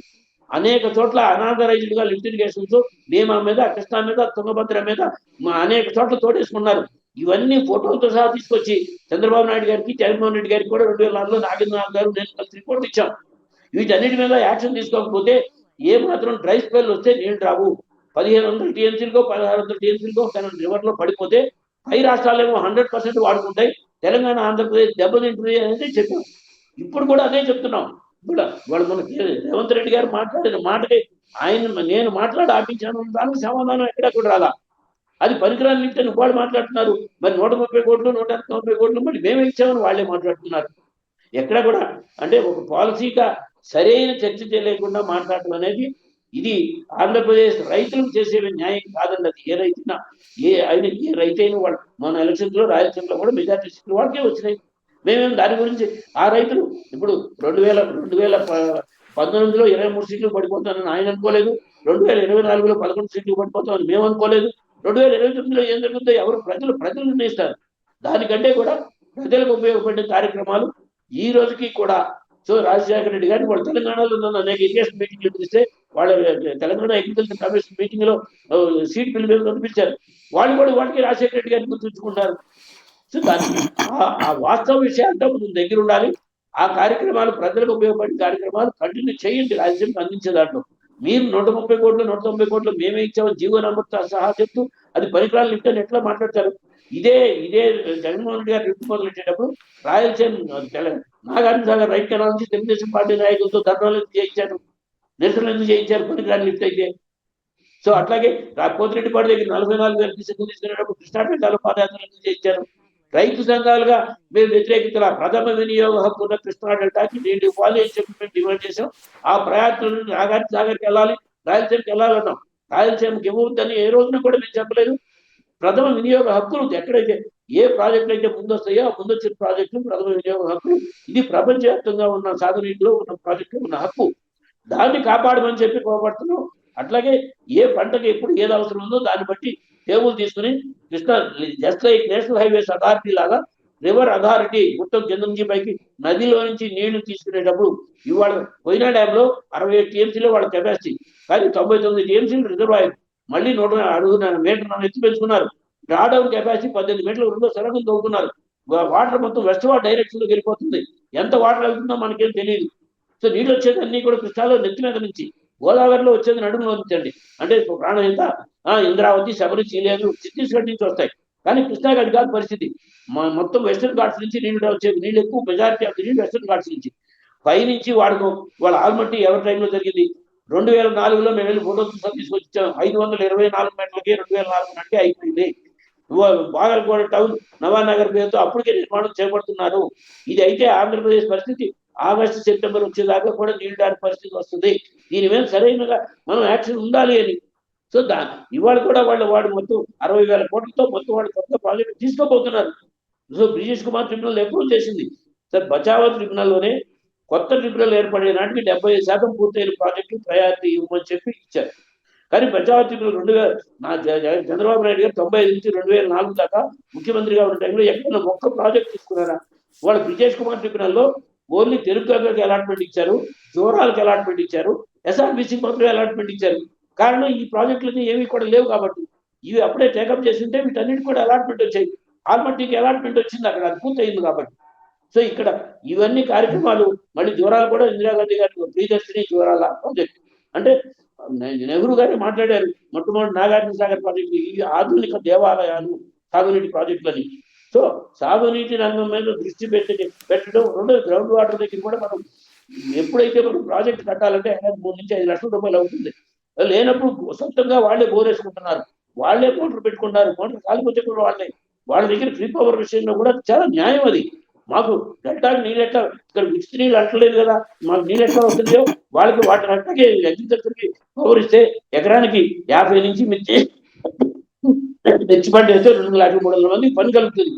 సో స్టేట్ ఎకానమీ పెరుగుతుంది. సార్ ఇప్పుడు ఈ సంవత్సరం ప్రతి నెల రూరల్లో నుంచి జిఎస్టీ ఇన్కమ్స్ ఎందుకు పడిపోయినాయండి? ప్రతి నెల రాష్ట్రంతో కంపేర్ చేస్తుంటే. సో రూరల్ ఎకానమీలో మద్దతు ధరలకు పంటల సాగు ఏరియా తగ్గిపోయింది, ఉత్పత్తి తగ్గిపోయింది, ప్రకటించిన మద్దతు ధరలు కూడా లేకపోవడం వల్లనే ఎకానమీ మొత్తం తగ్గిపోతుంది కదా. ఇది కళ్ళ ముందు కనబడుతుంది కదా. దీన్ని దృష్టిలో పెట్టుకుని చేయమని చెప్పి నేను ప్రభుత్వానికి విజ్ఞప్తి చేస్తున్నాను. వాస్తవ విషయాలు మాట్లాడాలి. ఎప్పుడైనా సరే ఎక్కడైనా సరే చర్చ మనం చేపట్టాము అంటే వాస్తవంగా ఉండాలి.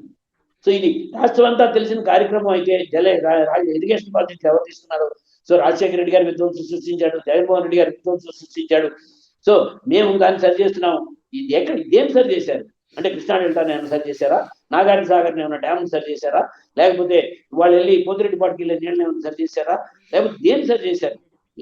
అంటే ఆల్మట్టిని కట్టడానికి మేము అడ్డుపడకుండా ఉన్నాము అని చెప్పి సరి చేశామంటారా? లేకపోతే లిఫ్ట్ ఇరిగేషన్ స్కీమ్ని రేవంత్ రెడ్డి గారు మాట్లాడుతుంది అసెంబ్లీ సాక్షిగా మాట్లాడాడు ఆయన, బయట కాదు. మాట్లాడిన మాట అసలు వివరణ ఇచ్చారు వరకు. సో వివరణ ఇవ్వాల్సిన అవసరం ఉందా లేదా? సో బాధ్యత కలిగిన స్థానంలో ఉన్నప్పుడు దాని మీదకి రండి. వాస్తవంగా నేను చెప్పింది ఆయన కర్నూలుకే ఉపయోగపడుతుంది మాట్లాడితే కూడా ముచ్చుమెర్రి ఇక్కడ లిఫ్ట్ వెళ్తే టోటల్ గా ముచ్చుమెర్రి కంప్లీట్ గా ఆ నీళ్ళని సుమారుగా ఒక 6-7 కిలోమీటర్లు ఇంకొక పైప్ లైన్ వేసుకుంటే సరిపోతుంది. అసలు ఆ ఉన్న పైప్ లైన్ కూడా సరిపోవచ్చు కూడా. ఇక్కడ ఈ రాయలసీమ లిఫ్ట్ పని చేస్తే టోటల్ ముచ్చుమెర్రిని అందరినీ డైవర్ట్ చేసి కర్నూలు జిల్లాలో రిజర్వాయర్లు నింపవచ్చు. ప్లస్ మీకు జనవరి ఫిబ్రవరిలో నీళ్లు, జూన్ జూలైలో నీళ్లు అత్యంత అవసరమైన నీళ్ళు అండి. సాగు ఇనీషియల్ ఇన్ టైంలో సాగు జరగాలంటే జూన్ జూలైలో నీళ్లు. అట్లాగే టైలెండ్ ఆఖరిలోకి వచ్చిన తర్వాత పంట చనిపోయడం. ఇప్పుడు సంవత్సరాల కింద మీకు ఆఖరిలో రెండో పంట ఆఖరిలో నీళ్ళు లేక ఎండిపోతున్న పరిస్థితి చాలా సార్లు చూసాం. అదే లాస్ట్ లో ఇదే లిఫ్ట్ ఇరిగేషన్ ద్వారా 20 టీఎంసీలే అందరికి డిస్ట్రిబ్యూట్ అయ్యి అనుకున్నాం, 30 టీఎంసీలే డిస్ట్రిబ్యూట్ అయ్యి అనుకున్నాం. పంట చనిపోకుండా ఆగుతుంది కదా. అట్లాగే జూన్ జూలైలో వేసుకునే పరిస్థితి అందరికీ వచ్చే పరిస్థితి వస్తుంది కదా. దాన్ని కాదని అంటలేదు కదా. వాళ్ళు పోలవరం టేకప్ చేసింది ఎవరు? పోలవరం. సో పోలవరం సాధనా సమితి అధ్యక్షుడు తెలుగుదేశం పార్టీ నాయకుడు ఎర్ర నారాయణ గారు ఆయనే క్లియర్ కట్ గా ఓపెన్ గా ఏలూరులో మా రైతాంగ సంఘం మార్చే మీటింగ్ లో ఇది పోలవరం ఈ స్టేజ్కి వచ్చిందంటే దీని కారకుడు రాజశేఖర రెడ్డి గారు ఓపెన్ గా చెప్పిన పరిస్థితి. సో ఇవి వాస్తవాన్ని మాట్లాడుకుందామని చెప్పి నేను ప్రభుత్వానికి కానీ అంటే అధికార యంత్రాంగం మొత్తానికి కూడా విజ్ఞప్తి చేస్తున్నాను. Right, thank you very much అండి, మంచి ఇన్ఫర్మేషన్. ఇది పరిస్థితి. ఓవరాల్ గా అయితే సాగునీటి విషయంలో సరైనటువంటి మాటలు మాట్లాడుతున్నారో లేదో ఆత్మవిమర్శ చేసుకోవాలి. అలాగే రైతులు సుఖ సంతోషాలతో ఉన్నారో లేదో అన్నటువంటిది ఈ నివేదికలు చూస్తుంటే తెలుస్తుంది. మరి ప్రభుత్వం ఏమంటుందో చూద్దాం.